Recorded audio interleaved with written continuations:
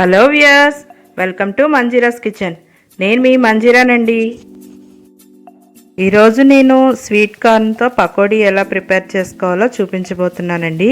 ఈ పకోడీ చాలా క్రిస్పీగా టేస్టీగా ఉంటుంది.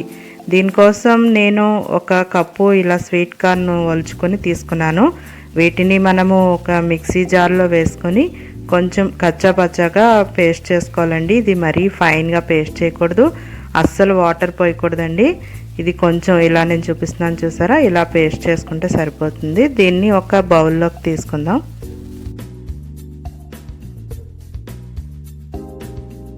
ఇప్పుడు ఈ పేస్ట్ అంతా బౌల్లోకి తీసేసుకున్నాం కదా. మనము ఏ కప్పుతో అయితే స్వీట్ కార్న్ తీసుకున్నామో అదే కప్పుతో ఒక కప్పు రైస్ ఫ్లోర్ వేసుకోవాలండి ఇందులోను. అలాగే ఇందులోనే నేను ఇలాగా కొంచెం తరుగుకున్న ఆనియన్ వేస్తున్నాను.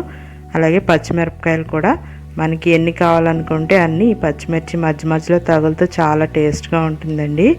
అలాగే ఇందులోకి మనము టేస్ట్కి సరిపడా సాల్ట్ కూడా వేసుకోవాలి. ఇవన్నీ వేసుకున్న తర్వాత మొత్తం మనం మిక్స్ చేసుకోవాలండి. ఈ పిండి మనకి కొంచెం గట్టిగా ఉంటేనే పకోడీలు చాలా బాగా వస్తాయి. దీంట్లోకి మనం వాటర్ అనేది వేయాల్సిన అవసరం ఉండదు, ఎందుకంటే మనం ఈ స్వీట్ కార్న్లో ఉండే తడి అలాగే ఆనియన్లో ఉండే తడి మ్యాక్సిమం సరిపోతుంది. ఒకవేళ మీకు మరీ గట్టిగా ఉన్నట్టు అనిపిస్తే కనుక కొద్దిగా వాటర్, ఎక్కువ అవసరం ఉండదు, ఒక 2-3 స్పూన్స్ వాటర్ వేసుకుంటే సరిపోతుందండి. మీకు ఇది ఇంకా క్రిస్పీగా రావాలి, బాగా క్రంచీగా అనిపిస్తే కనుక ఒక 2 టేబుల్ స్పూన్స్ శనగపిండి కూడా వేసుకోవచ్చు. చూడండి, ఇలా కలిపి పక్కన పెట్టుకున్న తర్వాత మనము దీన్ని డీప్ ఫ్రై చేసుకోవడమే. చూసారా, నేను గట్టిగా ఉండాలి అన్నాను కదా, ఇలా ఉంటే సరిపోతుందండి. ఇప్పుడు మనము డీప్ ఫ్రై చేసుకోవడానికి ఆయిల్ పెట్టుకుందాం. ఈ ఆయిల్ కూడా బాగా వేడెక్కిన తర్వాత మనము ఇందులో ఇలా పకోడీలు కొద్దిగా ఆయిల్ సరిపడా ఎంత పడితే అంత వేసుకొని మనము ఫ్రై చేసుకోవడమేనండి. మీకు నా వీడియో నచ్చినట్లయితే లైక్ చేయండి, షేర్ చేయండి. అలాగే నా ఛానల్ని తప్పకుండా సబ్స్క్రైబ్ చేసుకోండి. అలాగే పక్కనే వచ్చే బెల్ ఐకాన్ని తప్పకుండా యాక్టివేట్ చేసుకోండి.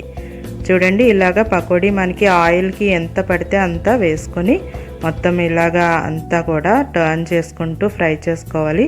కొంచెం ఇలాగ గోల్డెన్ బ్రౌన్ కలర్ వచ్చినాయి కదండి, ఇలా సరిపోతుంది. దీన్ని మనము ఒక పేపర్లోకి తీసేసుకుందాం. ఇప్పుడు ఇలాగే మొత్తం అన్ని పకోడీలు కూడా వేయించుకోవాలండి. అంతేనండి, ఎంతో టేస్టీగా ఉండే స్వీట్ కార్న్ పకోడీ రెడీ అయిపోయింది.